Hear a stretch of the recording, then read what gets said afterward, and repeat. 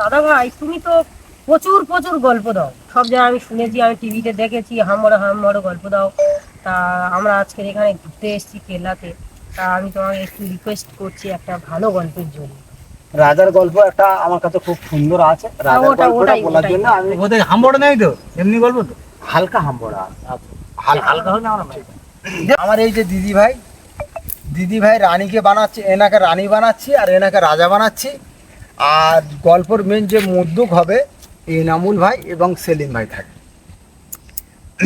এখন বিষয়টা হলো যে অনেক গ্রামে ফেরিওয়ালা ব্যবসা করে। তো বিষয়টা হলো একজন কাপড় চোপড় বিক্রি করে। গ্রামে অনেকে আসে না, আমাদের এদিকে ফেরিও করে, মুর্শিদাবাদের লোক আদাস লোক বিক্রি করে। হ্যাঁ। তো একজন আসলো গ্রামে কাপড় চোপড় বিক্রি করে। কাপড় চোপড় নেবেন এরকম ভাষা বলে। তো রাজার রানী বসে আছে। তো রানীর কানে খবর গেল যে কাপড় চোপড় নেবেন। রাজার বউ মানে যেহেতু হাই ফাই ব্যাপার, রানীমার ব্যাপার বিশাল ব্যাপার। তো রানী মানে হাই ফাই সোসাইটি কাপড় পরেছে, এর থেকে দামি কাপড় আর কেউ পরেনি। কিন্তু চোপড় কোনোদিনই পরেনি। চোপড় করবাস কি না, চোপড় পরেন। কাপড় চোপড় নেবেন, কাপড় পরেছে, চোপড় পরে। এখন রাজা মশাই ওনাকে ডাক করেছে, ওই বাবুকে ডেকে নিয়ে আসো, যে রানীমা ডেকেছে। আসলো, আসে বলে কি ব্যাপার বলুন। তা বলে রানীমা পছন্দ করেছে চোপড় আপনাকে এনে দিতে হবে। তা বলে কি বলেন রাজা মশাই, কি আমার সাথে মজা করেন? আমরা কি আর চোপড় বিক্রি করি, কাপড় বিক্রি করি? না, রানীমা পছন্দ করেছে চোপড়, মানে চোপড় এনে দিতেই হবে, কোনো কথা চলবে না, চোপড় তোমার দিতেই হবে বলেই।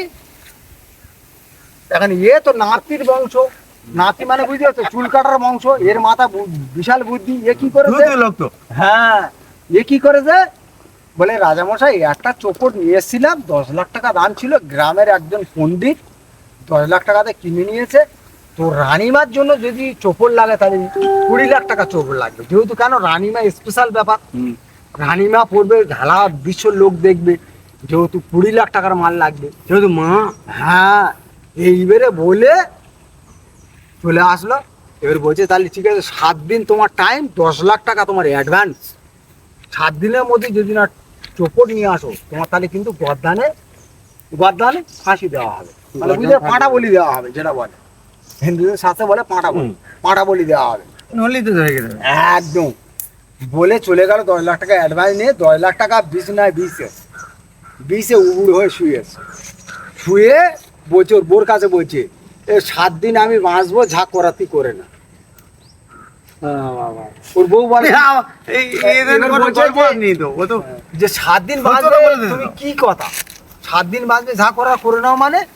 বলে হ্যাঁ, আমি 7 দিন বাঁচবো, রাজার আদেশ, 7 দিন বাঁচবো, তারপর আমার গর্দানে তরোয়াল মারবে, গর্দান কেটে নেওয়া হবে, তুমি যা করার করে নাও। বলে কি উল্টো পাল্টা কথা, বিষয়টা কি আমাকে বলে। তা বলে আমি তো কাপড় চোপড় বিক্রি করি, ফেরিওয়ালা তো ফেরিওয়ালা কাপড় চোপড় বিক্রি করি। আমি বলেছি কাপড় চোপড় বিক্রি হবে, তা কাপড় চোপড় নেবেন এটা বলি। তো রানীমা পছন্দ করেছে, কাপড় পছন্দ করেনি, চোপড় পছন্দ করেছে। চোপড় বলে তো কিছু নেই, আমি রানীমাকে কি দেবো? বলে আমিও নাতি দিব, আমিও কমে ছাড়বো না, তুমি বাজারে যাও। আমি নখ ছেড়ে দেবো। হ্যাঁ, বাজারে যাও, বাজারে গিয়ে একটা সোনালী কালার বাক্স কিনে নিয়ে আসবে, সোনালী কালার। এই স্টিলের বাক্স বিক্রি হয় না বাজারে, বলবি? হ্যাঁ, স্টিল কালার বাক্স বলে